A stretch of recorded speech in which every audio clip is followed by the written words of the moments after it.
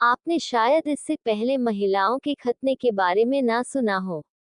ये रिवाज कई महिलाओं की जिंदगी के साथ खिलवाड़ है। महिलाओं के मामलों में ये खतना अलग तरह से होता है। महिलाओं का खतना एक बहुत ही गंभीर विषय है जिसे लेकर आए दिन चर्चा होती रहती है।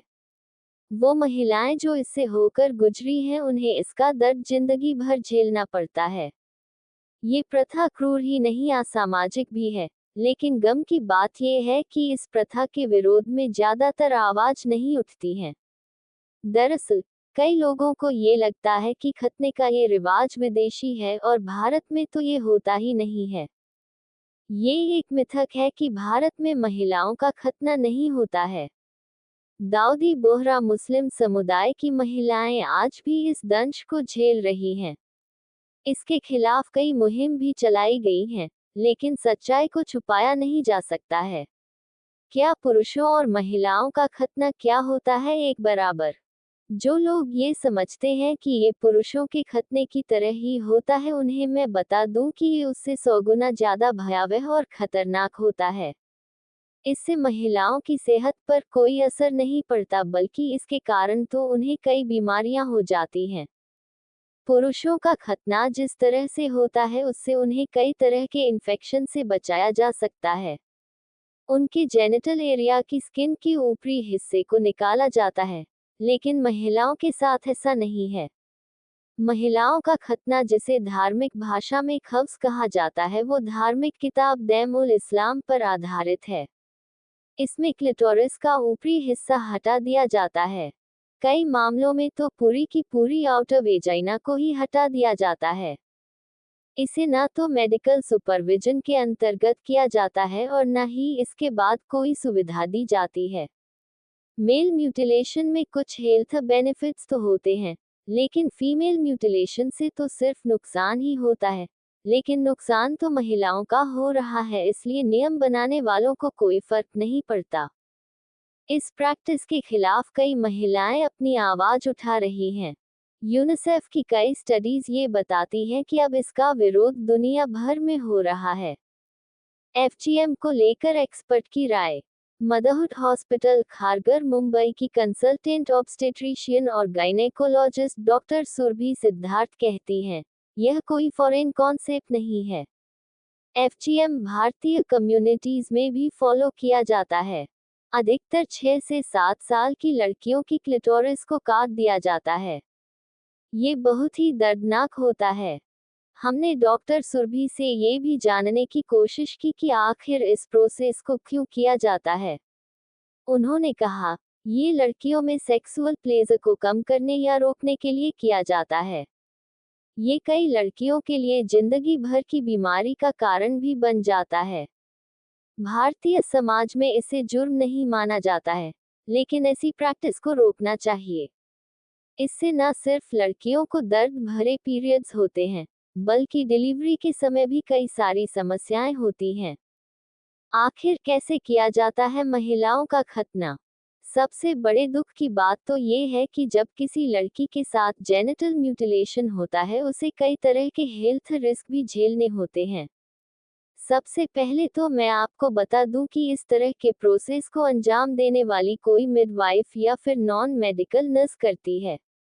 वर्ल्ड हेल्थ ऑर्गेनाइजेशन ने एफजीएम फीमेल जेनिटल म्यूटिलेशन को नॉन मेडिकल कहकर डिस्क्राइब किया है। यहाँ महिलाओं के जेनिटल्स को अलग अलग तरह से काटा जाता है। इसे करने का कोई भी मेडिकल कारण नहीं है। एफजीएम अधिकतर चाकू, कैंची, स्कैल्पल, कांच के टुकड़ों या रेजर ब्लेड से किया जाता है। महिलाओं का खतना 4 तरह से किया जाता है। 1. क्लिटोरिडेक्टोमी। इस प्रोसेस में क्लिटोरिस के कुछ हिस्से या पूरी की पूरी क्लिटोरिस को ही निकाल दिया जाता है।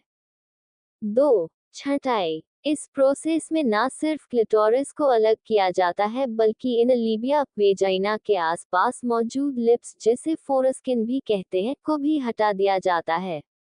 इस प्रोसेस में अंदरूनी लीबिया को ही हटाया जाता है, बाहरी वेजाइनल लिप्स को छेड़ा नहीं जाता।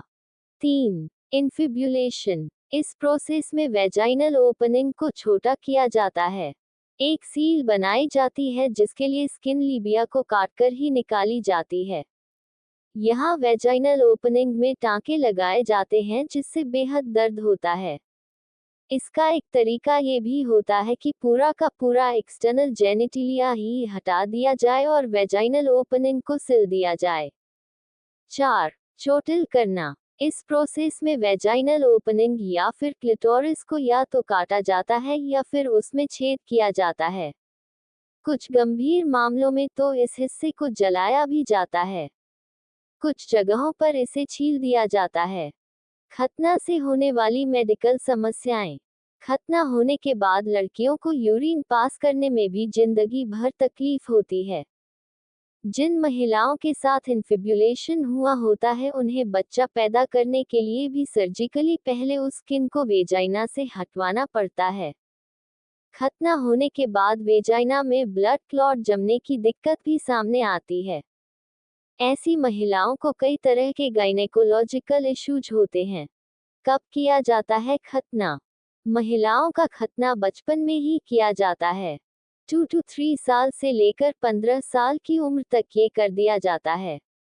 इसे सेक्सुअल इच्छाओं को रोकने का एक तरीका माना जाता है। प्यूबर्टी के शुरू होने से पहले ही इसे करना सही समझा जाता है। ये धार्मिक महत्व रखता है, लेकिन क्या वाकई इसकी जरूरत है? यूनिसेफ की रिपोर्ट मानती है कि दुनिया भर में 2 करोड़ से ज्यादा लड़कियां ऐसी हैं जिन्हें किसी न किसी तरह का खतना झेलना पड़ा है। हालांकि ये अंतर्राष्ट्रीय स्तर पर मानवाधिकारों के खिलाफ माना जाता है। ये सिर्फ फिजिकल वायलेंस नहीं करता, इसके कारण लड़कियों को जिंदगी भर का साइकोलॉजिकल ट्रॉमा भी हो जाता है। क्या एफजीएम से हो सकती है मौत? इसका जवाब है हाँ। महिलाओं के जेनिटल म्यूटिलेशन का प्रोसेस उनकी मौत का जिम्मेदार भी हो सकता है। इससे कई मामलों में लॉन्ग टर्म कॉम्प्लिकेशन हो सकते हैं।